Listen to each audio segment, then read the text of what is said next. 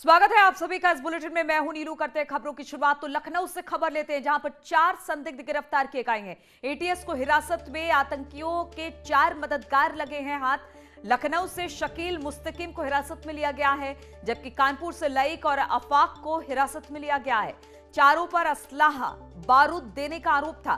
पूछताछ में बार बार बयान बदल रहा है मिन्हाज, लेकिन लगातार एटीएस उसके बयान पर आगे की कार्रवाई कर रही है। लगातार जांच आगे बढ़ रही है और इस पूरे जांच में एटीएस को एक बड़ा खुलासा एटीएस ने किया है कि 4 संदिग्ध को उसने गिरफ्तार किया है। एटीएस की हिरासत में इस वक्त आतंकियों के 4 मददगार बताए जा रहे हैं, जिसमें लखनऊ से शकील और मुस्तकिम है, जबकि कानपुर से लईक आफाक को हिरासत में लिया गया है। चारों पर बताया जा रहा है कि असलाहा बारूद देने का आरोप है।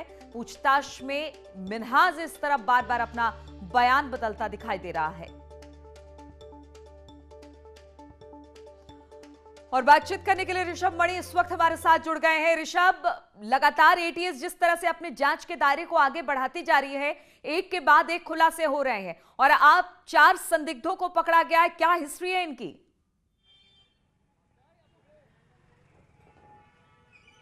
देखिए, अभी जो जानकारी मिल रही है उसके मुताबिक लखनऊ से शकील और मुस्तकीम, इन 2 को हिरासत में लिया गया है। शकील का ही कनेक्शन कानपुर में है, जहां के 2 युवक बताए जा रहे हैं, लईक और आफाक। लईक और आफाक के जरिए शकील ने ही असलहा और बारूद मैनेज किया है मिन्हाज और मुशीर के लिए। ऐसी बात अभी तक की एटीएस की पूछताछ में सामने आई है। हालांकि अभी जो एटीएस के सोर्सेज पूछताछ कर रहे हैं उसको हमें ये कंफर्म कर रहे हैं कि मिन्हाज भी बार बार बयान बदल रहा है। एटीएस के पास जो पहली जानकारी थी, पुख्ता जानकारी थी, वो यही थी कि शकील वो शख्स है। हम इस वक्त उसके घर के पास ही खड़े हुए हैं, इसी आगे गली में रहता है। लेकिन तमाम ऐसे लोग हैं जो मीडिया के ऊपर भी काफ़ी एग्रेसिव है। उनका ये मानना है कि मीडिया की जो कवरेज है वो गलत तरीके से की जा रही है। कई लोगों ने यहाँ विरोध भी किया है। मीडिया के हमारे कई साथी हैं जिनके साथ बदसलूकी भी की गई है और शकील के परिवार से भी बात करने की कोशिश की गई है। उन्होंने कुछ से अपना पक्ष रखा है, कुछ लोगों से अपना पक्ष नहीं रखा है, लेकिन वो एग्रेसिव हैं। लिहाजा यहाँ भी ये कहा जा रहा है कि मीडिया वहाँ तक ना जाए। अगर उनके घर तक जाती है, उनके आसपास के जो लोग हैं वो भी बदसलूकी कर रहे हैं शकील के परिवार वाले, जो बताए जा रहे हैं मीडिया के साथ। अब शकील की जो बताई जा रही हिस्ट्री वो ये कि ई रिक्शा चलाता है और मिन्हाज और मुशीर के लगातार वो संपर्क में था। शकील का ही संपर्क कानपुर में था। कानपुर के जो 2 युवक जिनका नाम सामने आया है, लईक और आफाक की कुछ क्रिमिनल हिस्ट्री भी बताई जाती है और आफाक और लईक के जरिए ही शकील ने तमाम असलहे और बारूद मैनेज करवाया था मुशीर और मिन्हाज के लिए, जिनको एक प्रेशर कुकर बम का रूप देके एक ई रिक्शा के ज़रिए ब्लास्ट कराने की पूरी योजना थी अमीनाबाद के एक भीड़ वाले बाज़ार में या हनुमान सेतु पर। तो शकील फ़िलहाल हिरासत में है, उससे पूछताछ एटीएस कर रही है।